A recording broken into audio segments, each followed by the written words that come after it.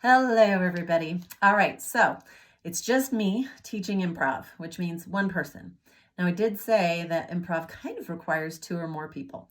So you'll see me hold up this sign from time to time to remind you that it's the next person's turn to do something. But before we get going, I want you to think about what would make things easier as a team. You could be, again, just 2 people, you could be 5 people. Basically, if you're stuck at home, you have time to be creative. So I'm going to start you with a very basic and easy game called Story. You're telling a story. So first of all, think about what makes a story fun. Fun characters, strong characters, making decisions, taking an adventure. But here's the trick. You're not telling the whole story yourself. In fact, you're only saying one word at a time. So, for example, if you're doing the one word at a time story, starting with, let's say, once upon a time, dinosaurs roamed the earth. But what you didn't know is, well, basically I've color-coded it to show you that every person chooses one of those words and goes with it. Now, I'm giving you this as an example, not something you have to do. So maybe you start your story just like this.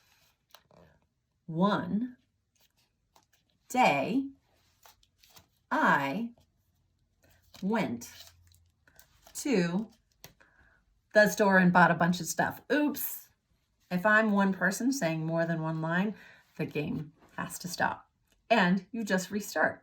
So if you want to make it even harder, you could try, let's say you have a circle of 4 or 5 people.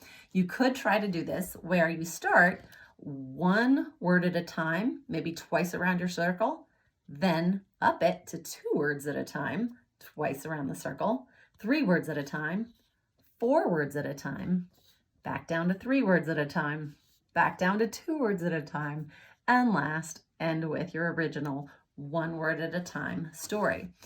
The point is, be a team. Tell this story together. If somebody throws out a word or an action that you weren't expecting, listen and see where the story could go from there. So that is your first game. All right, our second game is called Last Letter, First Letter. Hopefully you had a fun time with your stories. Now our second game really has you listening for more than just words. You are listening for letters. It's exactly what it sounds like. The last letter that ends the sentence before the next person says their sentence is the first letter that they have to use when they start theirs. So if I ask the question, how are you doing today? Today ends with a Y. The second person needs to start their sentence with a Y. And whatever letter ends the second person's phrasing or question or conversation piece, that's the letter that the third person has to start their sentence with. So here's a good example. How are you doing today? You know, I feel great. Tell me more. Eventually I will, but how are you? So of course, the 5th person in the group or the 5th time someone goes, you will need to use the very last letter of the word you, which is the letter U. Hope that makes sense. Just takes a little bit of practice. And of course, a lot of listening. You'll hear me say that a lot when it comes to all of these games. Have fun. What I like about a lot of improv games is they're kind of wake you up and warm you up games. This next one actually requires some math skills, which we all have. But when you're trying to work as a team, it's easy to forget the count of things from time to time. It's called one frog. For example, if you think of one frog, it has 2 eyes and it has 4 legs. And our game sort of goes along that. So if you're talking about one frog with 2 eyes, 4 legs, it kerplunk in a puddle. I say this because it's basically something done by one person at a time. So the first person would say one frog, the next person would say 2 eyes, next 4 legs, kerplunk in a puddle. Keep on going, but this time it's 2 frogs, 4 eyes, 8 legs, kerplunk in a puddle. So you can see the pattern we have going here. You have to match your kerplunks to the amount of frogs that you're describing, and of course, add up or multiply the right eyes and legs that fit it. So I'll give you the final example. By now you know the pattern. 3 frogs, 6 eyes, 12 legs, kerplunk, kerplunk, kerplunk in a puddle. Keep on going and see how far you can get. Anytime you make a mistake, just start over. Yes, you can count on your fingers if you need to.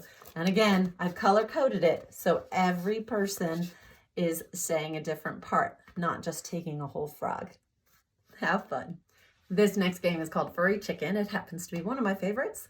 It's a word replacement game. Basically, you take the phrase furry chicken and put it in place of the one word that you are thinking of that you want everyone else in your group to say or think of as well.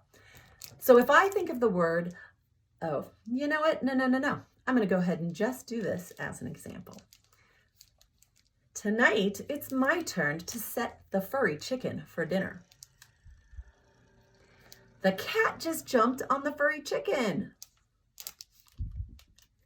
I think it's time to furry chicken this conversation until later. Our furry chicken has 4 legs and chairs all around it. All right, so you could keep going and make this as hard as you want, but when you figure out what the word is, you go ahead and say it as a group. I hope you all figured out that I was talking about a table. I think you did. You probably figured it out on the very first sentence because you're all so smart. But have fun with this. You can make your first sentence super obvious, or if you get really good, make it a little harder and see how long it takes for somebody to guess the one word that you're thinking of. And be creative with your sentences. Enjoy. All right, I've got one last game for you, and it's called Questions Only.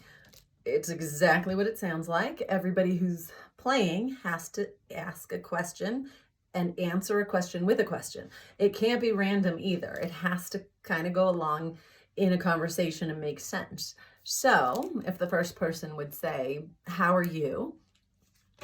Next person would say, "Is that a new sweater?" "How did you know?" "Do you not know that I'm perceptive?"